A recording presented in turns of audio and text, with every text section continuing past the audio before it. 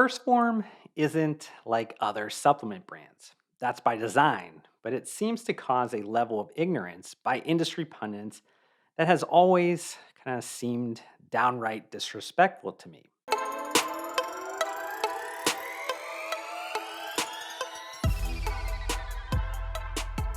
While I'll get to my thoughts on that introductory statement within the entirety of this content, I actually do one better by also sharing a snippet of a conversation I recently had with Sal Frisella, the president of First Form, about what he thinks and really what the company thinks about that disrespect.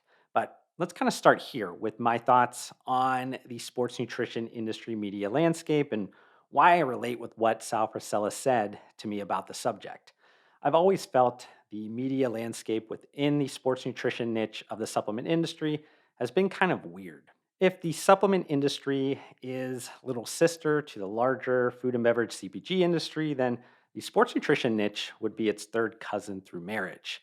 This creates an interesting dynamic where you have these billion-dollar legacy media conglomerates loosely covering the space from their ivory towers on one end of the spectrum, and then gym bros that just like reviewing products on the other end. Within various middle positions throughout that spectrum, you have a sprinkling of small media companies.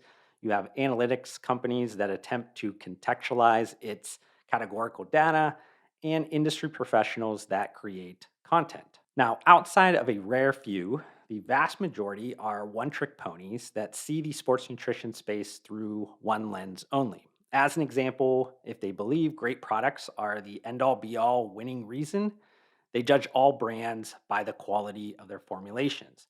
Basically, they like to fit brands into boxes based on their understanding of the supplement market. Because of my day job, aka an industry strategist that has more than a decade of experience and has success stories with some of the most influential brands, I've trained myself to be agnostic in my view of the market. I've seen so many winning kind of patterns and sequences that I've become a philocleist or someone that can see beauty in all things. What does this all have to do with first form? Well, first form doesn't fit neatly into a box. But regardless, most of these industry pundits actually recognize that first form is successful by capitalistic market metrics. Now, what this does is two things. They either choose to simply ignore first form altogether, or secondly, they take misguided jabs at them to try to create or generate attention and clicks. In my opinion, both are disrespectful. But instead of hearing it from me, let's hear what Sal Frisella, the president of First Form, thinks. Probably the last maybe 4 or 5 years, a lot of be it like industry pundits or analysts or anybody, at the end of the year, they put together these like best, or best brands or the biggest winners or whatever. And I do it myself.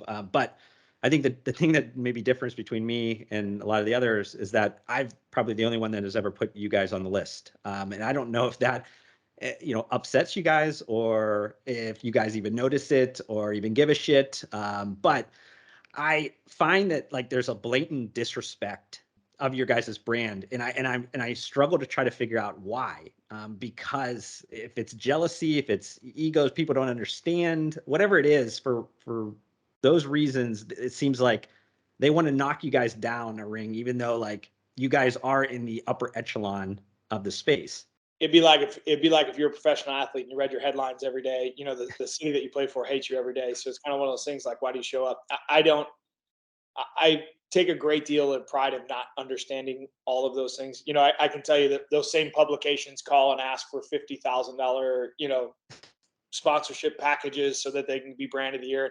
I don't care. Like for me to spend $50,000 so I can see my name on a website as brand of the year, that doesn't do anything for it. That my personal or our company involvement in that side of ego doesn't matter because at the end of the day, the results speak for themselves. I would challenge and maybe look at it in a different light. If you want to measure it by revenue, I'm quite confident that we're going to hold we're going to hold our weight in that conversation, probably three or four, maybe five or six times the value of what most people see that we are. But that's not what it is. I look at it as we've created 400 jobs here, in St. Louis, Missouri. We've hired 190 people amidst COVID. Most of them moved here from other states to seek out a career. And I think when you start placing the value on looking at how many lives we've been able to change and the before and afters that we produce, we don't produce them so we can run fat burner ads. We produce them so we can help other people change their lives. And I think when you start looking at the things that actually matter, Josh, job creation, changing people's lives, elevating the standard in which people live, standing for, creating jobs inside America instead of outsourcing them. We don't sell on Amazon. We don't go through distribution. We're all self-distributed. And, we're doing that to create something that's great and of value. And I think when you look at all of those key indicators that really do matter, I would like to be measured off that, not whether I can afford an ad that says I'm the best brand in industry. Of course I can afford it, but it's irrelevant to me because at the end of the day, it doesn't matter. These people and how they interact in society and what they do, big picture and long term, that matters. Our customers, how we're able to deliver them results, that matters. I remember 5, 6 years ago when we crossed over our first $100 million mark. It was cool, but I still get way more enjoyment out of walking in. I mean, we have a 200,000 square foot building here. I got almost another 400,000 square feet under contract across the street. We're getting into new markets. We're going to challenge, the Nikes and the Under Armours of the world. We're going to go after some of the bigger players. And if we want to get, shots taken at us from, people who are maybe not capable or scared to go compete in some of those bigger player markets, that's okay. It's kind of like if you're in the big leagues and you're playing center field, you're Bryce Harper and you got a minor league player from from the Cardinals taking shots at you. Do you really care? No, he doesn't care. So that's how I look at it. So you heard Sal Frisella mention something right off the bat that I also referenced earlier. Generating profitable revenue matters, and First Form is one of the best sports nutrition brands at doing that. I'm stating this because it's really the beginning point must have for any of the things that are actually important and really damn impactful that First Form doesn't get enough respect for, which I'll kind of talk about next. Ralph Waldo Emerson once said, "Doing well is the result of doing good." That's what capitalism is all about. At its best, capitalism is beautiful and can be the biggest positive change agent for humanity. So, everything great starts with a company's ability to generate profitable revenue. That's no different at First Form, as hundreds of new jobs were created during one of the toughest periods in business history. It also created the ability to change countless lives through offering some of these free challenges. Now, don't get me twisted, there's nothing really free about these transformation challenges in respects to First Form. These cost a lot of money and resources, from the cadence of emails to content creation to app functionality to spikes in customer service requests. The list goes on and on. So, why does First Form continue to offer them? Well, First Form creates movements through challenges, and that's invaluable. Just getting your kind of brand or your message or your product in front of your target market is no longer enough, especially inside of the noisy sports nutrition space.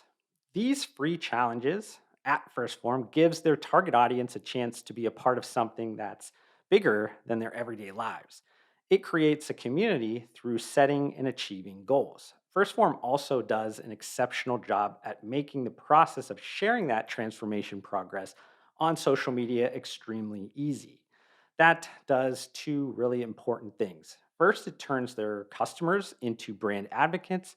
And then, secondly, it also generates a massive amount of user generated content. Now, that user generated content is utilized all over First Form's social media.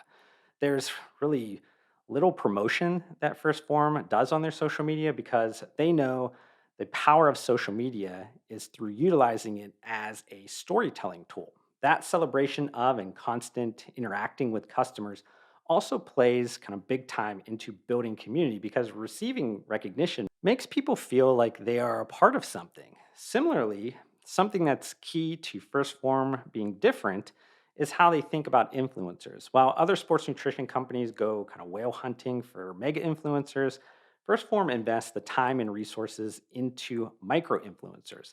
This is definitely seen best through their ambassador program. The Legionnaire program is kind of best in class, not only in the sports nutrition space, but across all consumer product sectors. First Form doesn't require you to have X number of followers to join. First Form knows that people trust their actual friends more than anyone else. So even if you have, say, 200 followers, if you actually know all of them and you've built trust with all of them, then it's a win for First Form. Beyond that, they don't leave those Legionnaires kind of out to figure it all out themselves because a lot of them are not like marketing people or salespeople. So they help those people build up their brand and tell stories that ends up creating like lifelong marketers. This strategy also extends into the corporate employees and owners of the company. They all thoroughly understand that providing value, creating a movement, and building a connection to the audience is more important than what competitors think marketing is. Speaking of employees, something that gets really overlooked at First Form too often is how vertically integrated they are and how effective they've been able to leverage that business model. It all started with the co founders, Andy Frisella and Chris Klein, doing really everything like building shelves at their first supplement superstore.